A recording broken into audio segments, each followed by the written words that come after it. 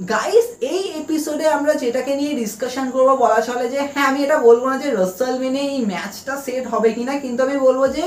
একটা story line যেটা কিন্তু ডব্লিউডাব্লিউ প্রিপেয়ার করেছে এবছরের শুরু থেকে। আর এটা কি সত্যি রাসেলমেনিয়া মানে পরের বছর রাসেলমেনিয়াকে কি লিড করতে চলেছে, তো সেটাকে নিয়ে ডিসকাশন করবো। আর এখানে দেখো একটা স্টোরি লাইন হচ্ছে যেখানে কোনো টাইটেল নেই, খুনসুটি রয়েছে, আর একটা স্টোরি লাইনে টাইটেল আছে, কিন্তু তোমরা অনেকে বলবে এই স্টোরি লাইনে তো খুনসুটি রয়েছে। তবে দেখো যেরকমভাবে এবছরের শুরুতে মানে যেরকমভাবে বিল্ড আপ হলো, যে আমরা একদিকে যেরকমভাবে দেখলাম যে হ্যাঁ সিএম পাঙ্ক আর সেথ রলিন্সের পুরো বিল্ড আপ মানে শুরু থেকে তো ভাই ওরকমই ছিল, কিন্তু সিএম পাঙ্কের মাঝখানে হঠাৎ করে ড্রিউ ম্যাকিন্টার আসলো, CM Punk Drew McIntyre face to face হওয়া, সেখান দিয়ে আমরা রয়্যাল রাম্বলে দেখলাম যে হ্যাঁ সিএম পাঙ্ক ড্রিউ ম্যাকিন্টারকে এলিমিনেট তো করলো, কিন্তু সিএম পাঙ্ক কোডি রোডসের পুরো চুলোচুলি লাগলো, আর লাস্টে কোডি রোডস রয়্যাল রাম্বল জিতলো। আর ওখান দিয়ে আমরা ভেবেছিলাম যে হ্যাঁ সিএম পাঙ্ক হয়তো এলিমিনেশন চেম্বার জিতে সেথ রলিন্সের এগেনস্টে যাবে, কিন্তু সিএম পাঙ্ক ইনজিওর্ড ছিল ওই মুহূর্তে। অ্যাঙ্গেল এরকম দেখালো যে ভাই ড্রিউ ম্যাকিন্টার সিএম পাঙ্কের উপর অ্যাটাক করলো, সেখান দিয়ে সিএম পাঙ্ক যেন মনে হচ্ছে বেরিয়ে গেছে, কিন্তু ভগবান যা করে ভালোর জন্যই করে। আর এখান দিয়ে একটা আলাদাই স্টোরি লাইন বিল্ড হয়ে গেল, যাকে বলতে গেলে আমরা দেখলাম যে সেথ রলিন্স ড্রিউ ম্যাকিন্টারের রাসেলমেনিয়ায় ম্যাচ তো হলো, ড্রিউ ম্যাকিন্টার জিতলো, সিএম পাঙ্ক অ্যাটাক করলো, সেখান দিয়ে ক্যাশ ইন হয়ে গেল ড্রিউ ম্যাকিন্টারের উপর, ড্রিউ ম্যাকিন্টার থেকে টাইটেল চলে গেল, সেখান দিয়ে পুরো স্টোরি কন্টিনিউ চলছে, মানে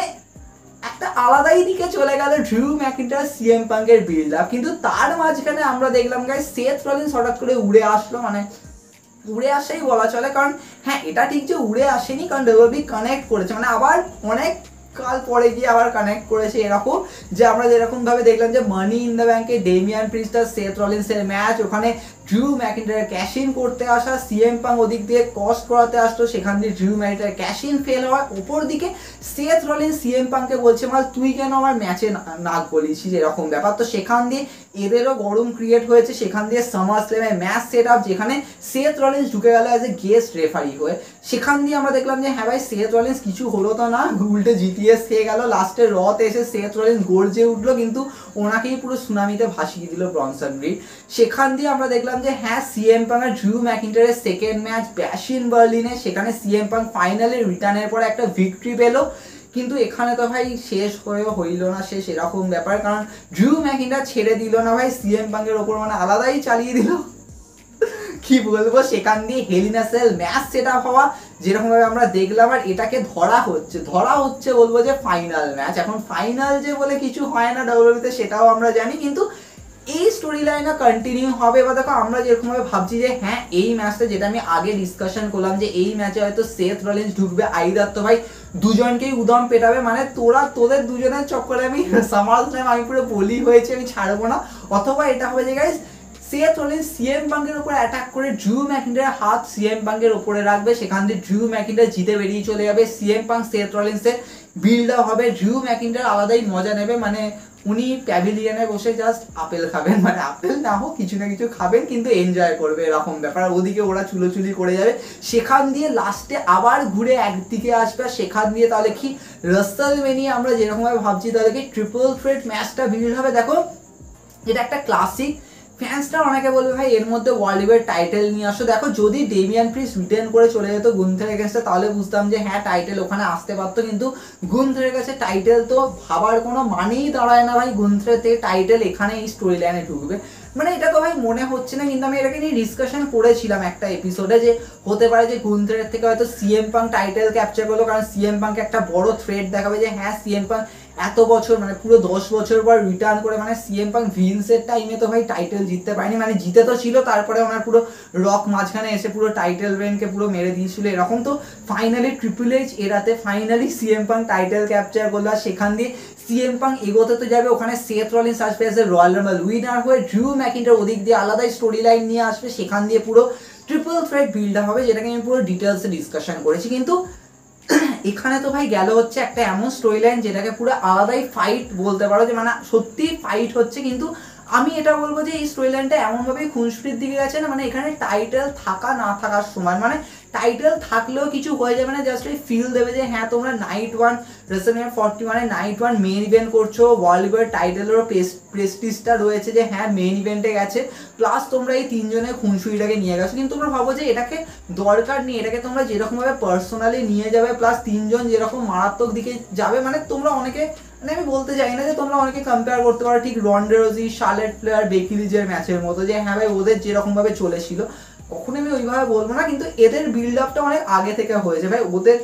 ওমেন্স ডিভিশনে ওটা জাস্ট করতে হয়, WrestleMania 35 মেইন ইভেন্ট করতে হয়, বেকি লিঞ্চকে টাইটেল জেতাতে হয়, এরকম ব্যাপার। কিন্তু ওই হলো আর কি, ওদিকে বেকি লিঞ্চ ছিল, এদিকে সেথ রলিন্স রয়েছে, এরকমই। কিন্তু এখানে আমি কখনোই বলবো না যে টাইটেল অন দ্য লাইন রাখাটা খুব দরকার, এখানে নন টাইটেলও ভালো ফিউড যাবে, আর সেক্ষেত্রে আমরা প্রথমবার ভাববো যে ভাই হ্যাঁ এমন একটা ম্যাচ সেট আপ হলো যেটা নন টাইটেল, যেটা একটা আলাদাই ক্লাসিক ফিউডে গেছে, এটাকে কিন্তু অ্যাপ্রিসিয়েট করবো। তাই আমার যেন মনে হয় যে এই স্টোরি লাইনকে পুরো খুনসুটিতে রাখো, একটা নেক্সট লেভেল রাখো, সেটা একটা ক্লাসিক হবে। কিন্তু অপর দিকে গাইজ আমি যে স্টোরি লাইনটাকে নিয়ে কথা বলবো, যেটা ডব্লিউডব্লিউ কিন্তু সেরকমভাবে বিল্ড আপ করেছিল, আর আমরা এবছরের শুরুতে দেখলাম যে হ্যাঁ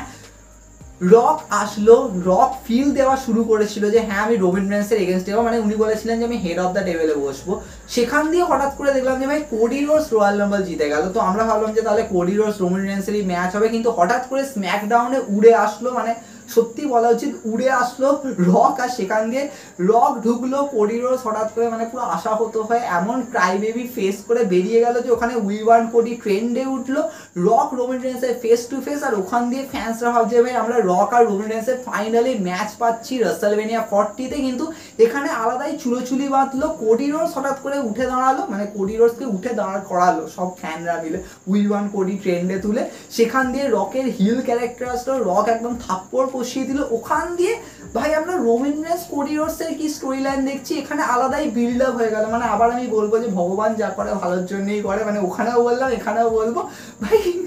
রক আর কোডি রোডসের চুলোচুলি বিল্ড আপ হয়ে গেল। মানে তোমরা ভাবো ওখানে কি হয়েছিল ভাই, সিএম পাঙ্ক আর সেথ রলিন্সের শুরু হতে হতে ড্রিউ ম্যাকিন্টার সিএম পাঙ্কের হয়ে গেছিল, এখানে রবিন রেন্স আর কোডি রোডসের যদিও অলরেডি WrestleMania 39 আমরা দেখেছিলাম, কিন্তু ওটা শুরু হতে হতে আমরা দেখছি রক আর কোডি রোডসের শুরু হয়ে গেল, আর সেখান দিয়ে আমরা পুরো টেনশন বিল্ড হওয়া যে হ্যাঁ পুরো ফ্যামিলির এসপার ওসপার করে দিয়েছিল দুজনে মিলে, সেখান দিয়ে কোডি রোডসও থাপ্পড় মেরেছিল যদিও স্ম্যাকডাউনে, কিন্তু সেখান দিয়ে আমরা দেখলাম হ্যাঁ আমি এখানে কখনোই ঢোকাবো না ভাই সেথ রলিন্সের আসা শিল্ড হয়ে, ওগুলো তো ভাই আলাদাই দিকে, কিন্তু এখানে 3 জনের মধ্যে একটা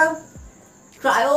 কি বলবো না একটা খুনসুটি তৈরি হলো। এবার তোমরা বলবে এখানে কখনোই খুনসুটি তৈরি হয়নি যে রক আর রোমান রেন্সের অ্যাঙ্গেল, ওটা যদিও তৈরি হয়নি, কিন্তু ডব্লিউডব্লিউ কি তাহলে এইটাকে তৈরি করতে চলেছে। এবার দেখো আমরা যেরকমভাবে দেখছি যে হ্যাঁ কোডি রোডস এখন সোলো সিকোয়ার এগেনস্টে, মানে সোলো সিকোই বলা চলে যে কোডি রোডসের পেছন ছাড়ছে না, মানে উনি আনডিসপিউটেড টাইটেল জিতেই ছাড়বেন, স্টিল কেজ ম্যাচ এখন ফাইনাল বলা উচিত যে ওটা কোডি আর সোলোর ফাইনাল। এদিকে রবিন রেন্স চাই উলাফালা মালা, তো এখান দিকে তাহলে রবিন রেন্স আর কোডি রোডসের আবার যুগলবন্দি হবে। এবার দেখো যদি যুগলবন্দি হয় হয়তো আমরা দেখবো যে তারা যুগলবন্দি হয়ে এই ব্লাড লাইনকে হারিয়ে দিল, ইভেন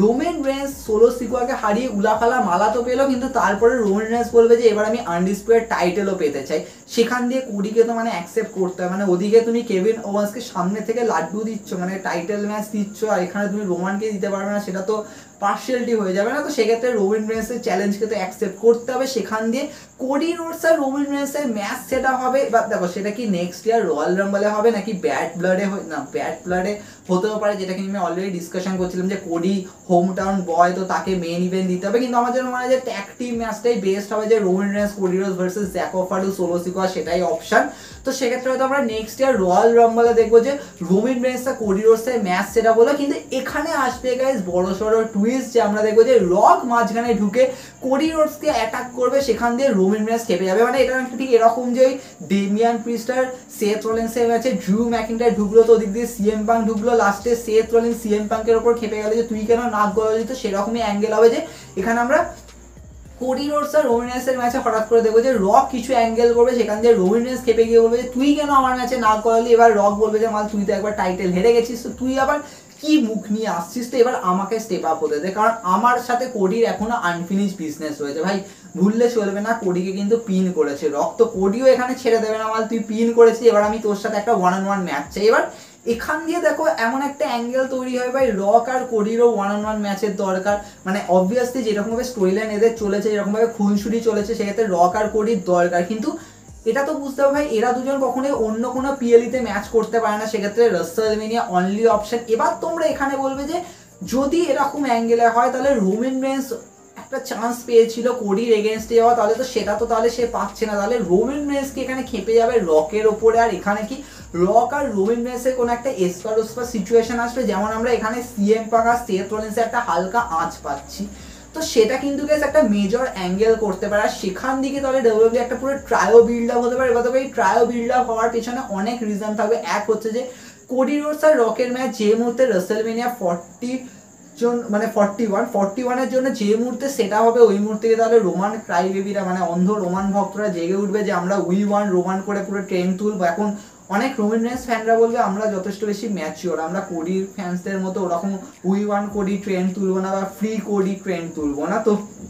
আর কি বলবো, তো ডেফিনেটলি দেখো এটা একটা ব্যাপার।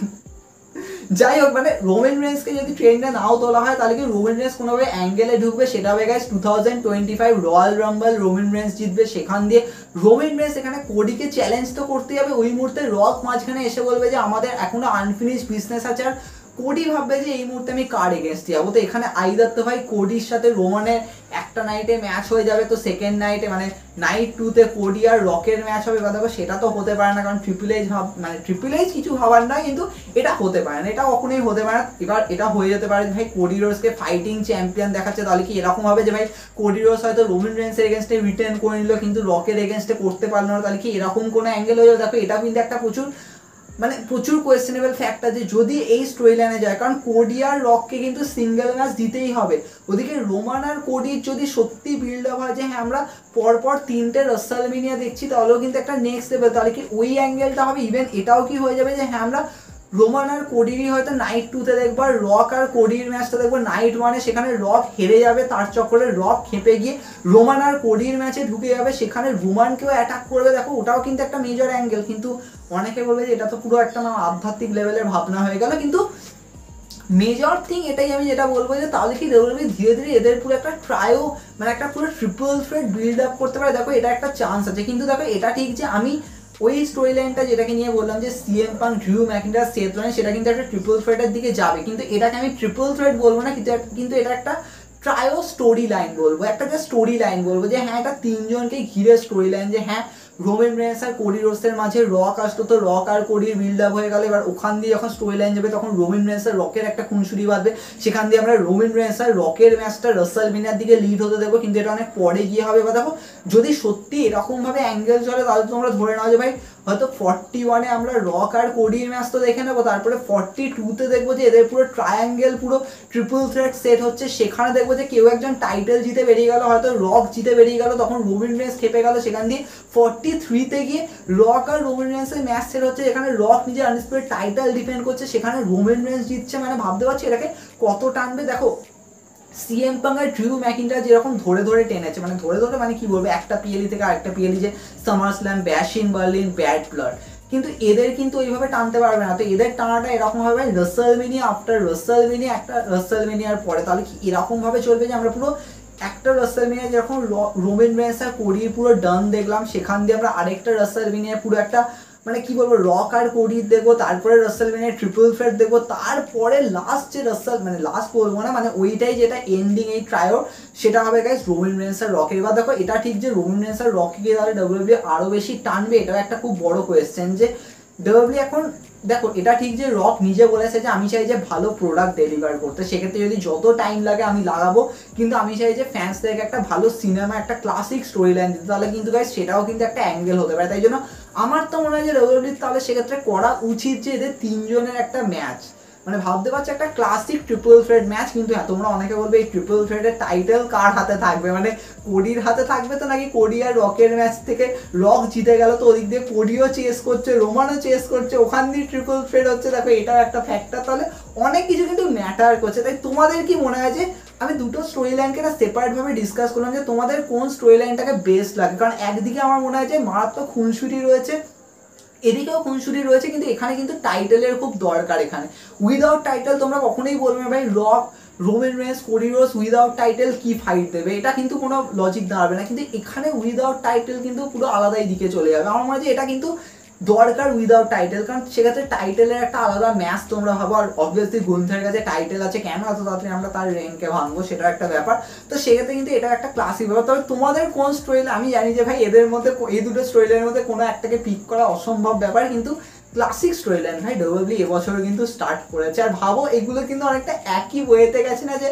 সে তার সিএম পাঙ্কের থেকে ভাই সিএম পাঙ্ক রিউয়ের দিকে গেছে, এদিকে রোমান আর কোডির থেকে কোডি রকের দিকে গেছে, মানে দুটো ওইভাবে কিন্তু গেছে। তবে হ্যাঁ আমরা তো ভাই এনজয় করছি, তেমনই করবো, অনেক কিছু আসলে দেখা হবে নেক্সট এপিসোডে।